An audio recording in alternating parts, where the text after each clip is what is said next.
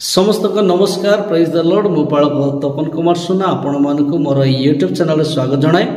आशा करे आपण माने समस्ते भलरे अछंती खुशी रे अछंती आ मु भी प्रभु को दया रे भलरे अछि खुशी रे अछि।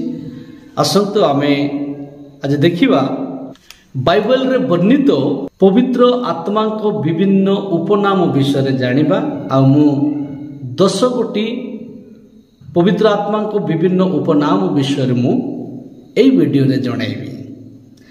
नंबर 1 सदा प्रभुंकर आत्मा जहा लिखा जाय अछि विचारकर्ता 3 रो तार 10 पद रे।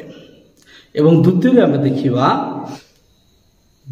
देखिबा परात्परंक शक्ति जहा लिखा अछि लूक 1 रो तार 35 पद रे। तृतीय रे आमे देखिबा सत्यमय आत्मा। तृतीय रे आमे देखिलु सत्यमय आत्मा जहा लिखा जाय अछि जोहन 14 रो 16 पद रे। चतुर्थ रे आमे देखिबा सहायकारी जहा लिखा जाय अछि जोहन 14 रो तार 17 पद रे।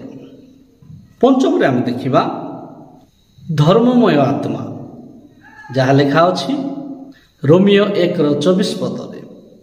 एवं आमे षष्ठ रे देखिबा ख्रीष्टन को आत्मा जहा लिखा अछि रोमियो 8 रो 9 पद रे।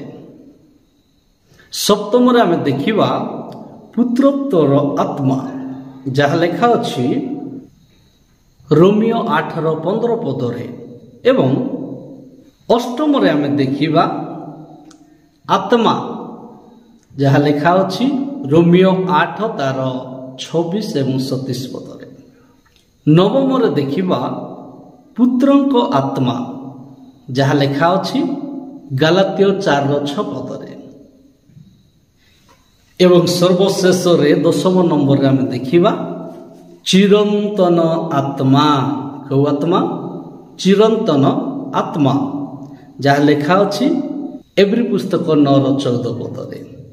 तेबे आमे बाइबल अनुसार वर्णित आत्मांकर विभिन्न उपनाम विषय 10 गोटी उपनाम विषय आमे देखिलु।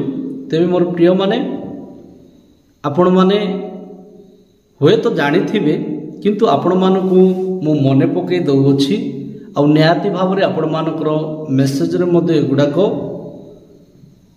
लाभदायक हेबो।